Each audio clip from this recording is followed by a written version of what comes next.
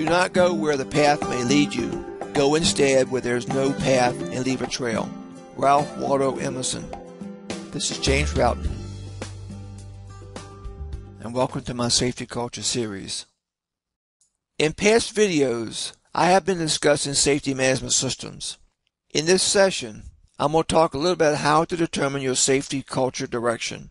One of the basic tenets of developing and sustaining a safety culture argues that an effective safety culture rests squarely on the shoulders of the leadership team, regardless of the organizational structure. While it may be true that the leadership team has to take the responsibility and accountability to ensure that the safety system works, it is also important that these responsibilities and accountabilities filter down into the organization. Therefore, the overall responsibilities must be to engage in the effort to systematically reduce and/or eliminate exposure to hazardous situations, which may encompass both physical hazards and/or work practices. To effectively do this, let's review 4 basic leadership traits that I think are important. Number 1, charting the course. What is your destination or direction for the safety process? This involves in creating a vision for the end result, specific goals, and objectives for developing your safety management system. Number 2, demonstrating leadership and commitment to the safety process. Number 3, defining roles and responsibilities for all levels of the organization, from the leadership team, from the top level, and below, including all employees, holding everyone in the organization accountable for their assigned roles and responsibilities. Number 4, creating a climate that actively fosters meaningful employee participation in the entire safety process. In my opinion, if these 4 basic principles are applied consistently, the organization will have a greater opportunity for success. Let's take a closer look at attribute number 1, charting a course. The fact of the matter is that too often many safety textbooks only provide a high level of discussion on the technical aspects of safety management and how systems are developed. And many of these books do include some new and innovative ideas that should work, while others still focus on basic fundamental injury prevention techniques. But the problem, as I see it, is that many of these concepts presented in these textbooks do not provide a straightforward and practical application or solution to a problem. And sometimes these textbooks do not always provide guidance on how to integrate these elements into the safety management system.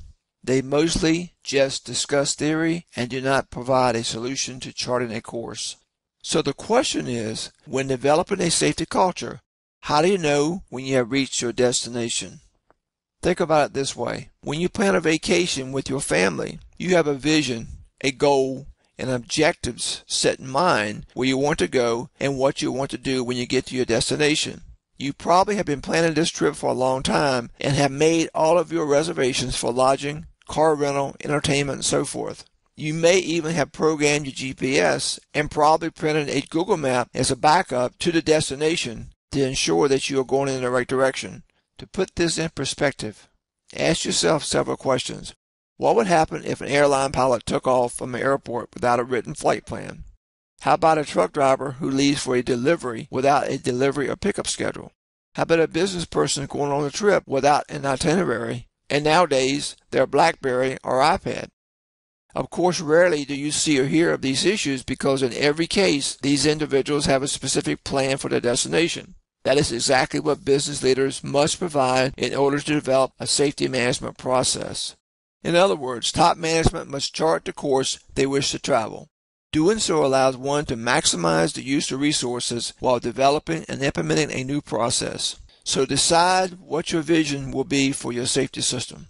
Case in point, in our new book that Nathan Crutchfield and I are working on, Safety Culture and Innovative Leadership Approach, we had to provide a proposal for the book to our publisher before we could get the approval to write it. And during the course of research and discussion, we had to correct the course of our book, which has taken us in a slightly different direction. Our proposal and table of contents will be changed slightly to match our discussion and research, but the end result will remain the same for the book. And before I conclude, I provided 4 basic leadership traits that will help to ensure success in your journey.